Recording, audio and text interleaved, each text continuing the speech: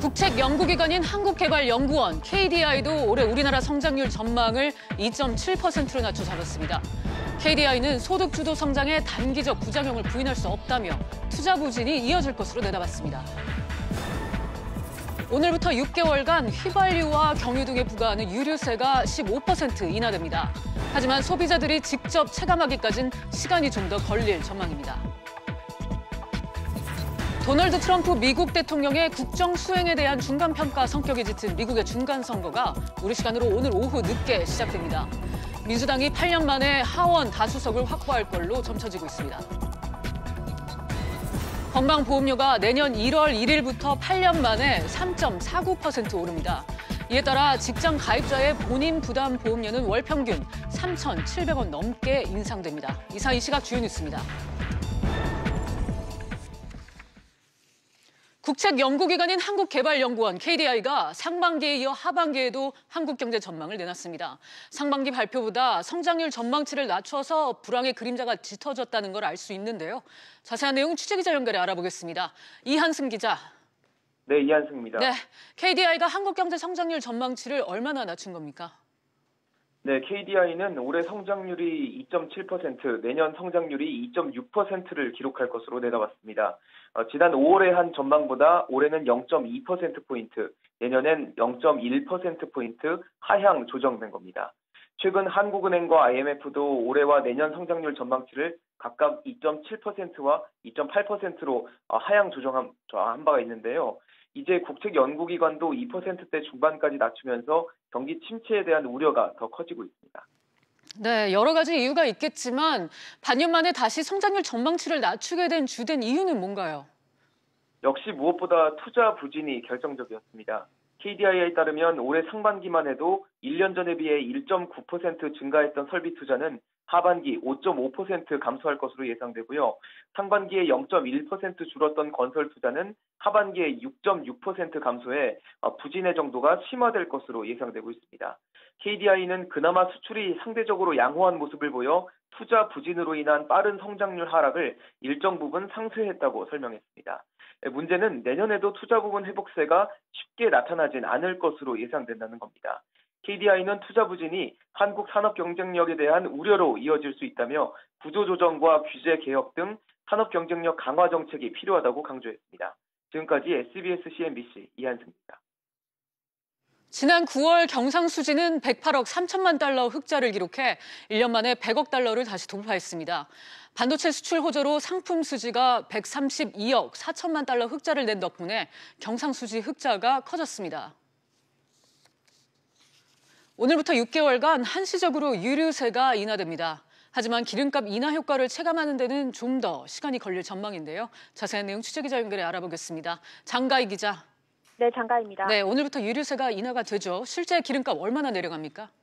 네, 오늘부터 6개월간 휘발유와 경유, LPG 부탄에 부과하는 유류세가 현행보다 15% 인하됩니다. 정유사들은 오늘 새벽 0시 출고분부터 내년 5월 6일 출고분까지 유류세 15% 인하가 반영된 가격으로 주유소에 휘발유, 경유, LPG 부탄을 공급합니다. 이 세율 인하가 100% 가격에 반영될 경우 휘발유는 리터당 123원, 경유는 리터당 87원, LPG 부탄은 30원의 가격 인하 효과를 기대할 수 있습니다. 유류세 인하는 지난 2008년 금융위기 이후 10년 만인데요. 정부는 유류세 인하 조치가 판매 가격에 최대한 반영되도록 관계부처 합동 모니터링 체계를 가동할 방침입니다. 그렇군요. 그렇다면 언제쯤 실제로 기름값이 내려가는 거죠? 네, 소비자들이 실제 체감할 수 있으려면 길게는 2주 정도 잡을 수 있는데요. 주유소는 정유사에서 유류세가 부과된 기름을 사고 소비자에게 나중에 팔면서 돌려받게 되는데 주유소가 정유사로부터 인하 전 가격으로 사들인 재고를 다 판 다음에야 유류세가 인하된 기름을 사서 소비자들에게 팔 수 있습니다. 이 같은 시차가 2주 정도 걸린다는 거고요. 다만 4개 정유사가 직영하는 주유소들은 기름값을 즉각 내리기로 했는데요. 문제는 전체 주유소의 8% 정도밖에 되지 않아서 실제 운전자들이 체감하려면 90%에 해당하는 자영 주유소들이 기름값을 내려야 합니다. 또 실제 인하분을 얼마나 반영할지는 아직 미지수입니다. 지금까지 SBS CNBC 장가희입니다. 기업의 침체는 경기 악화의 주요한 원인이 되죠. 박용만 대한상의 회장이 규제 개혁에 대한 정부의 적극적인 변화를 요청했습니다. 자세한 내용 취재기자 연결해 알아보겠습니다. 최나리 기자. 네, 최나리입니다. 네, 박용만 대한상의 회장이 정부의 지지부진한 규제 개혁을 비판했다고요? 네, 박용만 대한상공회의소 회장은 지난 5일 광주에서 전국 상임회장 회의를 열고 현 정부의 규제 개혁에 대한 적극적인 변화를 요청했습니다. 박 회장은 상당수 규제는 이제 국민의 기본권이 침해받는 수준까지 갔다고 말하는 등 강도 높게 비판했습니다. 이같이 목소리를 높인 이유는 박 회장이 보는 현장에서의 경제 상황이 매우 좋지 않은 데다 당장 정부가 경제 성장을 위해 내놓는 예산 투입 방안은 단기적인 해법에 그친다는 것입니다. 일시적으로 보여지는 경기 성장보다 더 중요한 것은 중장기적으로 내리막길에 있는 경기 추세를 바로잡아야 한다고 강조했습니다. 네, 박 회장이 언급한 중장기적인 경제 밑그림, 구체적으로 어떤 모습입니까? 기술의 진보와 산업 간 융복합을 통해 혁신적인 질적 성장을 이뤄나가는 모습이 핵심입니다.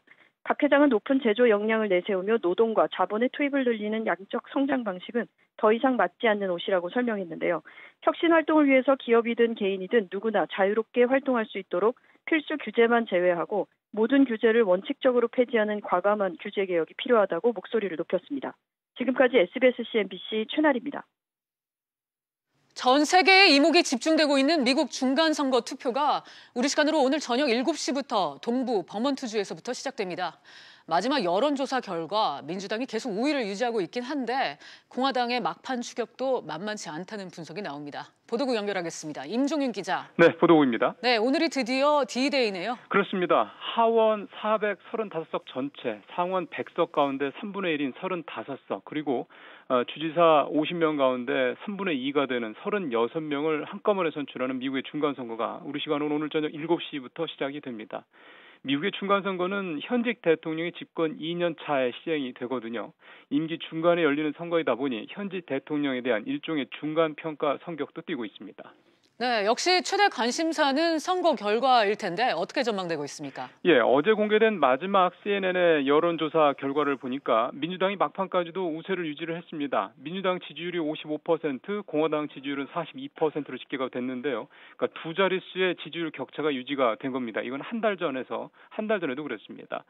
월스트리트저널과 MBC의 공동 여론조사에서도 민주당은 50%, 공화당은 43%를 기록해서 그 격차가 7%포인트까지 줄기는 했지만 여전히 민주당이 오차 범위를 넘는 지지율을 확보한 것으로 나타났습니다. 그런데 이번 중간선거 열기가 굉장히 뜨겁다고요? 그렇습니다. 역대 최고 수준의 흥행이 예고되고 있습니다. 우선 사전 투표자가요. 지난 4일까지만 하더라도 3,400만 명에 달해서 4년 전 중간선거 때를 이미 넘어섰습니다. 워싱턴 포스트의 최근 조사에서는 응답자 76%가 투표하겠다라고 답을 할 정도였습니다. 미국 언론들은 이번 선거가 트럼프 대 반 트럼프의 구도가 선명한 데다가 반이민 정책, 또 오바마 케어 등 쟁점들이 많아서 역대 최대 투표율이었던 지난 2016년 대선에 58%에 육박하거나 그걸 더 넘어설 수도 있다라고까지 보고 있습니다. 우리 시간으로 내일 오후 5시쯤이면 대략적인 중간선거 결과가 나올 것으로 예상됩니다. 지금까지 보도국에서 전해드렸습니다. 이번 미국 중간선거에서 의회 구도가 어떻게 재편되느냐에 따라 트럼프 행정부의 대내외 경제정책 향방은 크게 갈릴 전망입니다. 특히 미중 무역 분쟁과 글로벌 금융시장 변동 등 우리 경제에 미칠 파장도 적지 않은데요.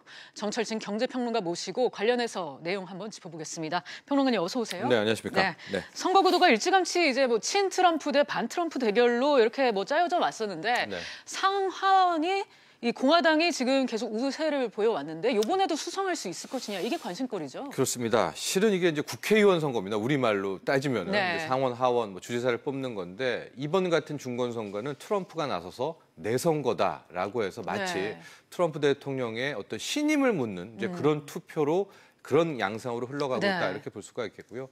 간략하게 개괄적으로 전해드리면은 상원 100명 중에서 이제 3분의 1, 35명이 교체가 되는데 교체되는 수 자체가 공화당이 적습니다. 그렇기 때문에 기존의 이 공화당 우위 구도는 점쳐지고 있고요.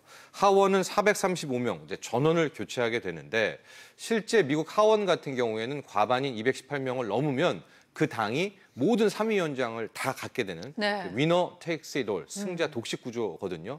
그래서 이제 민주당이 과연 이번에 이제 과반을 넘어서 하원의 이제를 점령하느냐 네. 마느냐가 결국 관건이겠고요. 이것이 이제 트럼프가 이겼다 졌다를 판가름하는 이제 중요한 바로미터가 될 것으로 보이는데 그동안에 이제 여론조사들을 계속해서 좀 보면 독특한 점은 어쨌거나 이 공화당이 많이 따라 붙기는 따라 붙었습니다. 그런데 이제 마지막 CNN 뭐 여론조사도 그렇고 기존 우리가 알고 있는 언론사들의 여론조사에서는 거의 오차 범위를 넘어서서 민주당의 우세로 지금 나오고 있습니다. 그렇다면 그 여론조사가 맞다면 실은 아주 무난한 구도겠죠. 네. 공화당은 이제 그 상원은 공화당이 가져가고 이제 하원은 민주당이 이제 뺏어오는 네. 이런 구도가 될 텐데 실은 우리가 트럼프 대통령 대선 때도 봤었지만 지금 이제 여론조사 공표하는 그러니까요. 곳들이 반 트럼프 언론들이다. 네. 그러니까 여론조사 자체에 어떤 개입은 하지는 않았겠지만 그런 또 여러 번 틀렸다는 그렇습니다. 과거의 경험을 네. 비춰보면 아 이게 아직까지는 오차 범위를 넘어섰지만도 확언하기는 힘든 상황이죠. 그때 트럼프 그 대통령이 당선됐을 때 그때 여론조사가 안 맞았던 거에 대해 후유증이 상당했습니다. 그렇습니다. 네. 네.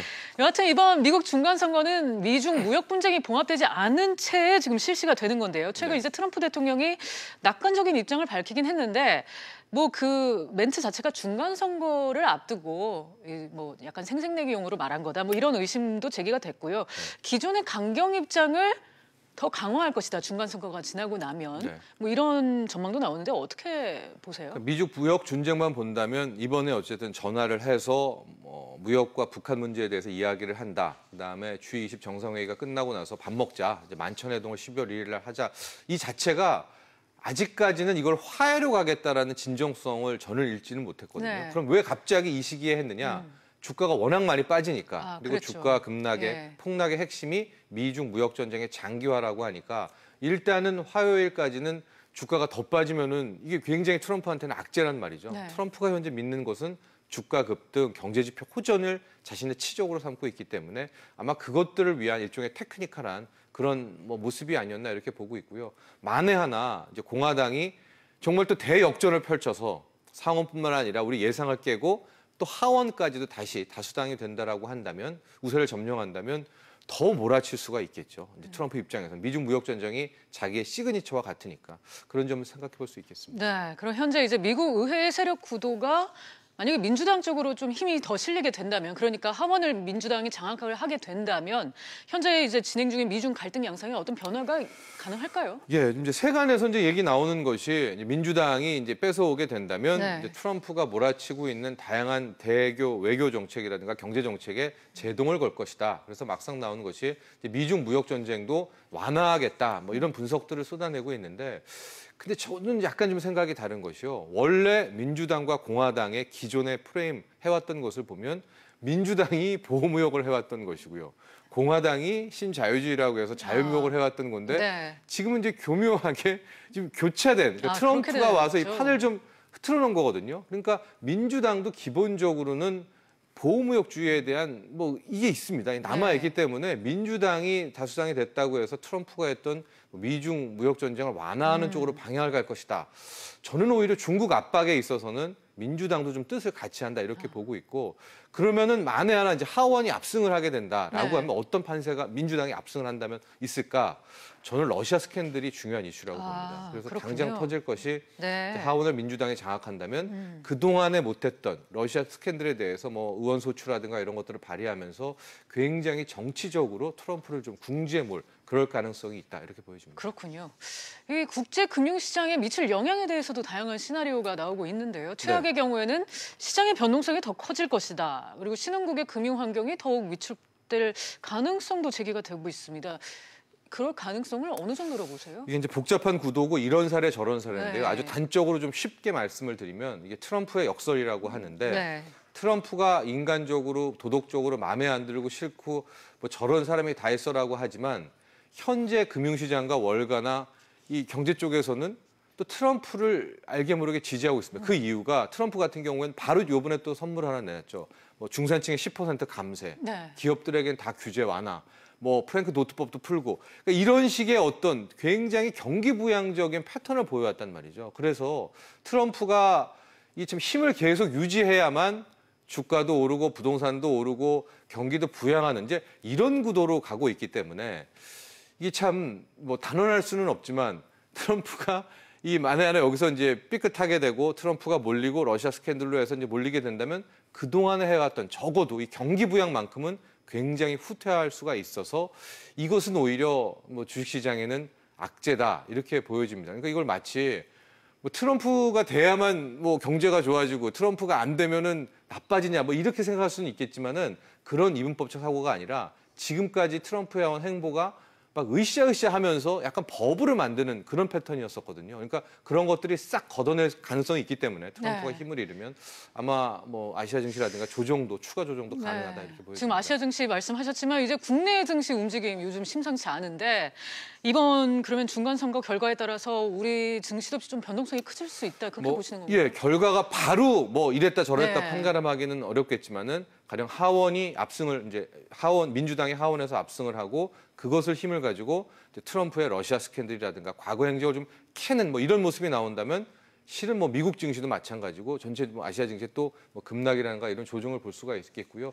어찌 됐건 좀 예상한 구도대로만 흘러가면 뭐 불확실성 제거, 뭐 확실성 차원에서는 뭐 주가가 반등을 보일 수 있다 이런 의견도 나오지만 저는 글쎄요. 적어도 이번 한 주, 다음 주까지는 선거 이후에 나올 추가 재료까지도 확인하시고 투자에 임하시는 것이 가장 안전한 게 아닌가. 저는 한 다음 주 금요일 정도에 포지션을 잡았으면 좋겠습니다. 네, 알겠습니다. 지금까지 정철진 경제평론가와 얘기 나눴습니다. 오늘 말씀 감사합니다. 감사합니다.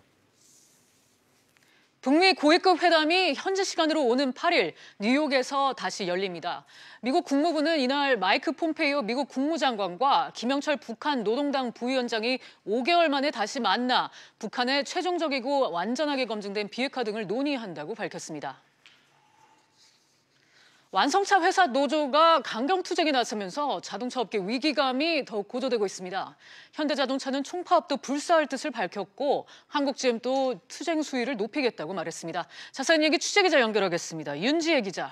네, 윤지혜입니다. 네, 현대차 노조가 울산에서 긴급 기자회견을 열었다는데 어떤 내용입니까?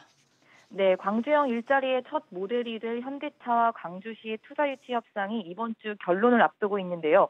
현대차 노조는 총파업도 불사할 만큼 강한 반대 의견을 표명해 왔습니다. 이와 관련해서 조금 전 10시에 울산 공장에서 기자회견을 열었던 겁니다. 이번에 당장 파업에 들어갈 뜻을 밝히진 않았습니다만 이번 투자 협상을 끝까지 저지하겠다고 말했습니다. 노조는 광주시 일자리 투자가 울산 경제에 악영향을 줄 뿐 아니라 직원들의 임금 하향 우려가 있다고 설명했습니다. 네, 그리고 현대차뿐만 아니라 한국GM 노조도 투쟁을 하고 있죠.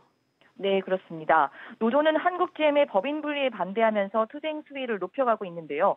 모든 일정을 연기하고 11월 한 달은 총력 투쟁의 달로 선포하겠다고 밝혔습니다. 노조는 사측의 교섭을 요구했지만 응하지 않았다면서 메리바라 GM 회장이 방문해 한국GM에 대한 명확한 답변을 제시해 줄 것을 요구하고 있습니다. 이와 관련해서는 오늘 오후 4시 중앙대책위원회가 5차 회의를 열고 앞으로에 대한 투쟁 계획을 정할 예정입니다. 지금까지 SBS CNBC 윤지혜입니다. 정부가 내년도 건강보험료 인상률을 최종 확정했습니다. 8년 만에 가장 큰 폭으로 오르게 되는데요. 자세한 내용은 취재기자 연결하겠습니다. 조슬기 기자. 네, 조슬기입니다. 네, 건보료가 내년에 얼마나 오릅니까?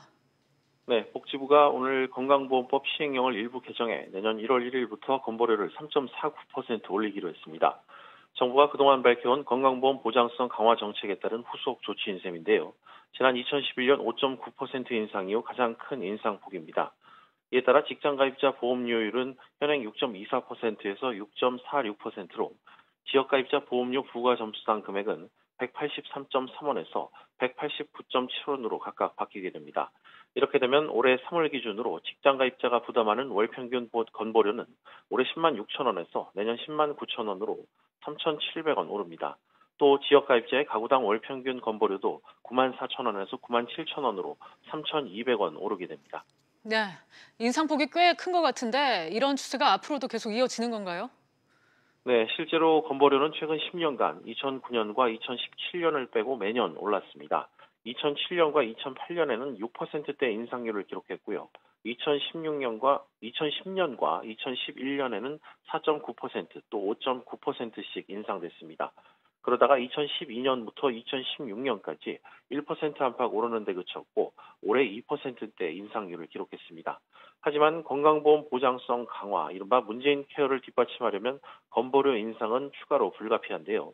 때문에 복지부도 향후 건보료 인상폭을 최근 10년 평균 인상률인 3.2%를 넘지 않도록 관리해 나가겠다는 뜻을 밝혔습니다. 지금까지 SBS CNBC 조슬기입니다. 결혼을 꼭 해야 한다고 생각하는 국민이 절반 이하로 줄었습니다. 통계청의 올해 사회조사 결과에 따르면 만 13세 이상 인구 중 결혼을 해야 한다고 생각하는 사람은 48.1%였습니다.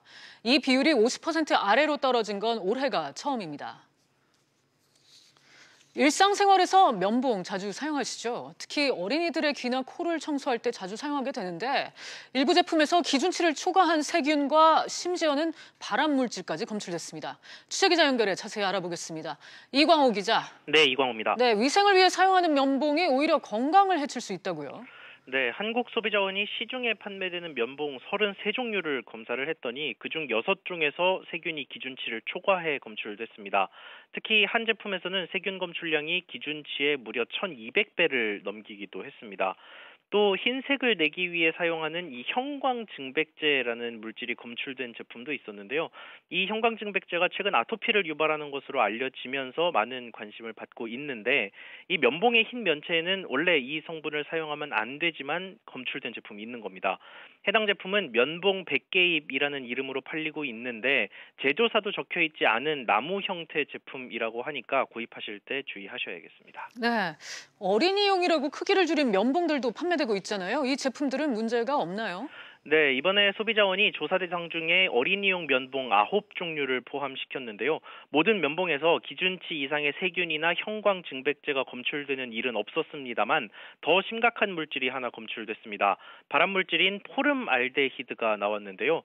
물론 그 양이 1kg당 61mg으로 건강에 당장 심각한 문제가 발생할 만한 양은 아닙니다. 하지만 포름알데히드가 검출됐다는 것만으로도 소비자 불안은 커질 수밖에 없는데요. 현재 면봉 성분에 포름알데히드 관련 기준이 없는 상황이라 적절한 기준 마련이 시급하다는 게 소비자원의 설명입니다. 지금까지 보도국에서 전해드렸습니다. 삼성바이오로직스는 삼성바이오에피스 콜옵션 관련 자산 양수도가 내일 종결된다고 공시했습니다. 삼성바이오로직스는 바이오젠에 바이오에피스 주식을 넘겨주고 7,600억 원을 받게 됩니다. 회사 직원 폭행 등으로 논란이 된 양진호 한국미래기술 회장이 이르면 이번 주 경찰에 소환될 전망입니다. 경찰은 이 같은 방침을 정하고 막바지 수사를 벌이고 있고 양 회장에 대한 조사가 끝나는 대로 사건을 검찰에 송치할 계획입니다. 기획재정부가 GS25와 CU, C스페이스 3개 편의점 법인의 로또 판매권을 해소한다는 방침을 정했습니다. 사회 취약계층에 우선 혜택을 준다는 로또 복권의 취지에 어긋난다는 판단에 따른 조치입니다. 이 시각 증시 상황 함께 살펴보시죠. 오늘 새벽 미국 증시는 중간 선거를 앞두고 혼조세로 마감했습니다. 미중 무역 전쟁이 실마리를 찾지 못하면서 국내 증시도 지금 갈피를 못 잡고 있는데요. 지금 혼조세 보이고 있습니다. 코스피 같은 경우에 지금 하락 전환해서 2076선에서 거래되고 있고 코스닥도 마찬가지로 688선으로 하락세입니다. 코스피 수급상을 살펴보시죠. 지금 개인의 매수세가 도드라지고 있는데요. 개인이 홀로 1,400억 원 순매수하고 있지만 외국인과 기관이 동반 순매도하면서 지수 하락 이끌고 있습니다. 코스피 지금 변화가 큰 종목들 위주로 살펴보시죠. 우선 유한양행이 1조 4천억 원 규모의 기술 수출 계약 소식에 이틀째 급등세 보이고 있는데요. 제약주 역시 동반 강세입니다. 녹십자와 종근당, 유네이티 제약 모두 상승세 보이고 있습니다. 또 삼성바이오로직스는 미국 제약사 바이오젠과 체결한 쿨옵션 계약 관련 자산 양수도가 조기에 마무리된다는 소식에 지금 상승세 보이고 있고요. 현대중공업 같은 경우에는 지금 신규 수주 증가로 강세 보이고 있습니다. 코스닥으로 넘어가 보시죠. 코스닥 역시 지금 개인의 매수세가 도드라지고 있습니다. 개인이 홀로 지금 1,400억 원 순매수하고 있고 외국인과 기관의 동반 순매도세 이어지고 있습니다. 코스닥 변화가 큰 종목들 보시면 우선 랜드로버가 50억 규모의 유상증자 소식에 현재 강세 보이고 있고요. 세미시스코 역시 국책 연구개발 사업 지원 대상에 업체 선정이 됐다는 소식에 상한가 기록해서 지금 29% 상승세입니다. 지금까지 증시 상황 알려드렸습니다.